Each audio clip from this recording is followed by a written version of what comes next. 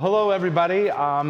Thank you for joining us today. This is the introductory segment to what our next version of videos are that we're going to be laying out and what we're going to be doing in the next 3 months of Step Up. So we want to take this time to explain what our goals and objectives are. Last time we were meeting for Step Up, we had people saying that they wanted to get together and learn more about running. We're super excited to announce that on August 19th, we're going to be hosting a 5K. A running event. Yep. Now we're calling this a running event, but we also want to make sure that people understand that if running isn't something that you see as your goal, if running's not for you, that we are going to include people that are walking in it. We want to see as many people that are using a prosthesis come out to this event and support the cause that we're going to be. Yep. So this is our event, and it is also available for people if you're not an amputee, but we want as much support as you can. But we realize that far fewer people are most likely going to do the 5K run, so having everyone there to participate and support.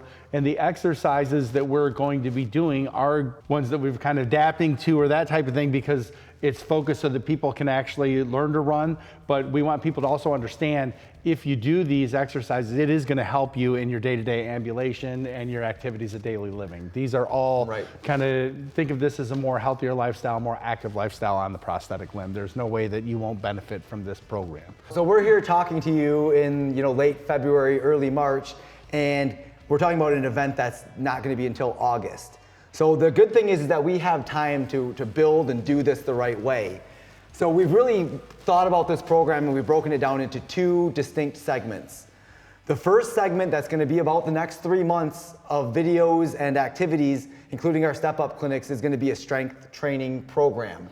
Now this is going to look a little different than our typical strength training for walking type stuff. This is going to be a little bit more engaged. Yep. It's going to be a little bit more resistance training based. It's likely that you're going to do better in this program by joining a gym than doing this at home. Doesn't mean it can't be done at home, it just means it's not going to be as good. If you have equipment at home, I mean, what we're really, it's the access to equipment. So it could be barbells, dumbbells, kettlebells, a lot of different exercises we're going to show. There's different ways that you could do it with different types of equipment. That's for you to figure out. But the more equipment you have access to, the more success. Also, Nate and I talk a lot about, I have a lot of equipment that I actually ended up moving, to my office. And I use it there, but I didn't necessarily use it as much when I was at home because when we go home, our different routines. So having an environment that you can go to train every day, paying for a membership, all these things kind of gets you invested in the program, and that's really what we're looking for. It's a mindset, it's a commitment, because this is going to be challenging people on a level that I don't think we've really challenged them in Step Up before. Absolutely, absolutely. And so with that challenge, we're also going to recommend that everybody finds some sort of a partner that you're working out with, whether you're actually going to the gym together or you're just kind of checking in online, using our resources through the Facebook community to check in with each other. Post about your successes, post about the challenges, all these things. Scott and I kind of probably consider ourselves to be accountability partners a lot of times when we're working out. Sometimes we're doing the same kind of things, working at the same goal. Sometimes we're doing different things. No matter what, though, we both know that we're out there and we're trying. And if I have a challenge, I'm going to bring it by him. And if he has something that's going well, he's going to tell me about it. And it really helps to have somebody that's there that on that day that you think, my gosh, I had to do these 4 extra errands. I'm so tired. How am I going to work this in? When you really think about a 20-minute exercise, the hardest part is getting started. Yeah. Once you actually get started, you get through that 20 minutes, and when you're done, you think, this didn't take nearly as long, and I feel way better. Yeah. And it's not necessarily that people don't want to work out, but it is hard to, when we're talking about finding the time, but what we say that is, you got to prioritize your health. Yep. I mean, all these other things are important, but as we know, the years can go by and our health can decline and all these other things.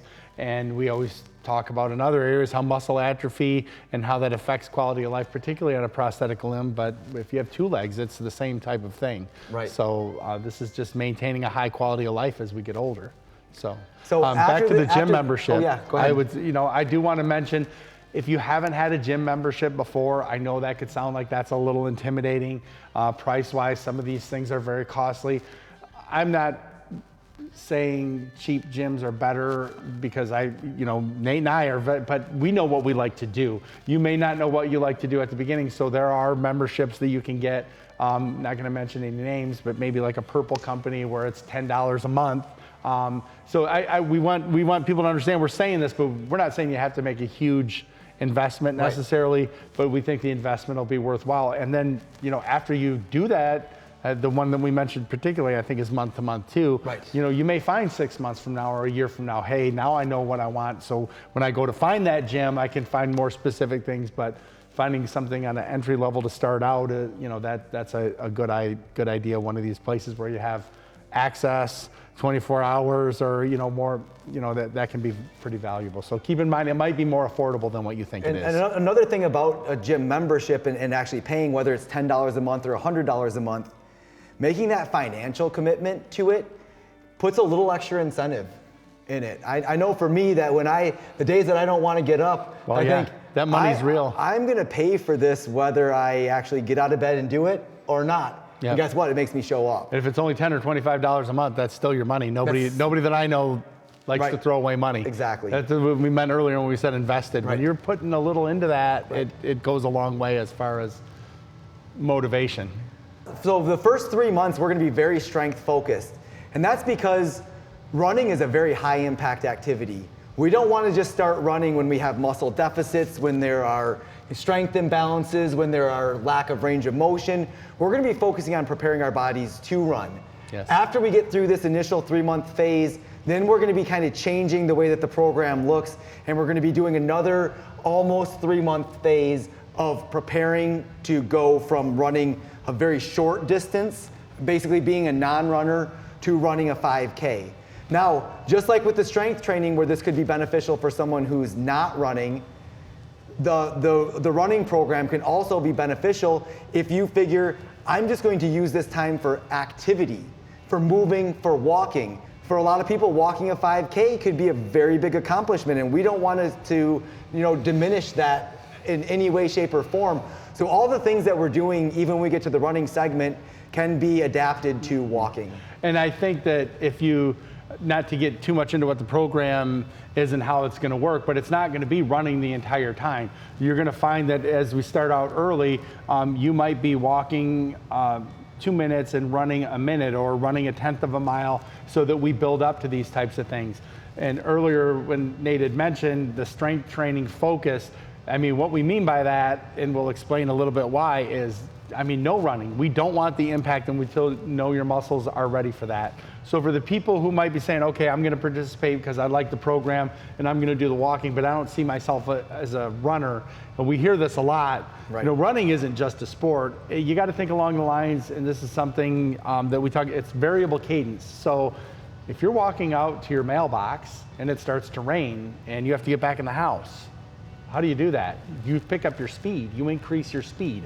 If you're have a grandchild and your grandchild's learning to ride their bike without training wheels, you run alongside of the right. bicycle. There's a lot of different areas where you're doing running or increasing your cadence, and maybe you're not increasing your cadence the way that you would like to, that you will find multiple benefits in everyday life if you go through this program. So you may push yourself to do a little bit more of the running things, not because you have to do a whole 5K, but then find out later, oh, this is very beneficial, and it's making that movement at a higher pace, more controlled, and it just adds to your everyday quality of life. I mean, if you're going across the street and a car is coming all of a sudden and you need to get across the street faster, if you're trying to pick up your speed and you lose your balance and fall, that could be bad. That's what we talk about, being able to do that and maintaining under control. So if it's just a panic reaction and your body's not ready for that, you could fall. And a lot of times that's how a lot of falls and injuries could happen. Right.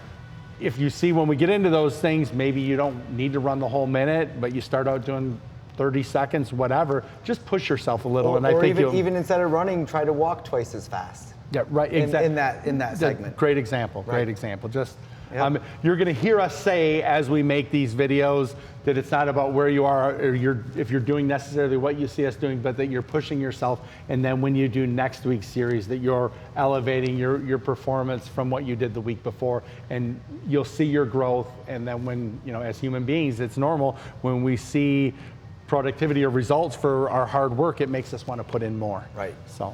And so now one thing is, we've kind of picked this because we're very passionate about running. I mean, running is something that I like to do. I've done it pretty much my whole life now. Scott will tell you kind of his journey about, if you want to kind of talk a little bit about your journey with running. So a lot of this, I've kind of got a journey here that's about 5 years old. Nate and I had this idea. We wanted to do. Scott had an idea and he dragged me along. Well, one of us is always dragging somebody to do something we want to do. But yeah, I was working a lot, not getting time to work out, owning the business, was doing different things. So I thought, hey, I want to get healthier. I want to have a more active lifestyle again. And I had done a triathlon back in 2010, and I thought it would be a good thing if we did this to create awareness for amputees, because it fell in line with Step Up, and then it would get me working out every day. But when I did this triathlon in 2010, I loved to cycle, I loved to swim, but the thing that I never did a lot of was run since I had my amputation. I'm a pretty big guy, so that impact on my residual limb, the sweating, all the other things. So a lot of kind of us getting to where we are with this program, one of the things that Nate and I talked about was, say, what's the process for getting me to run again? And I didn't want to have an injury or anything that was going to slow me down. And that's when we came up with this. I was going to spend 3 months just doing strength training, core training, getting my body ready to run. So when we say it's not just core when we say that, but getting on the elliptical, the CrossFit, all these other things, and it actually worked really well. And when I got to running, I was, particularly in the past when I would try to run, I hadn't done any of these things, and I would try to go out of my house and go for a 3-mile run, and by the time I get done, I was sore. And it was a completely different approach. I had good success. The problem with that was I became an avid runner, and I was running quite a bit. And certain things happened during COVID. There weren't the triathlon races, so I wasn't as active doing that, didn't get to train as much. Every time I would try to go out for a run, I would try to run 3 or 4 miles at a time. Prior to 2020, for 2 years, I was always had the, my strength had already been up there, so if I wanted to go out for a run, my body was ready for that. Going out and doing 3-4 mile runs without preparing my body, I had torn my Achilles tendon. That slowed me down for a while. Then when that healed and I got healthy again, I kept one. Now recently I'm recovering from another knee injury that I brought upon myself. So like Nate said, we talk a lot about the things that we want to accomplish, and he knew my frustrations, and Nate said, this is actually on the heels of, we were putting this program together because we had people in there, and I'm struggling with running. I actually was signed up to do a triathlon, or we were signed up to do a triathlon in December that we weren't able to do because of the knee injury. And here we were and Nate said, well, why don't we just, we're teaching these other people, you need to go back to basics and do the 3 months like you did before. And we're like, here we are, we're putting this program together, and the timing seemed good. So that's just kind of the backstory of something that I didn't have success with before, and how this had helped me. And even thinking that, okay, now I'm a runner, I can do these things, how essential they are in maintaining your health, maintaining your strength. And the big thing is being able to do things and prevent yourself from bodily injury. So I think kind of taking Scott's story there, we can kind of understand that running is something that we can be passionate about. Running is something that is a healthful activity, but it's a high impact activity, and as such, it's not inclusive. Running is an exclusive activity. Typically, we like to have our program be as inclusive as possible, because we really think that there's a benefit to everyone engaging in some sort of physical activity. So we know we're taking this bar up a little bit.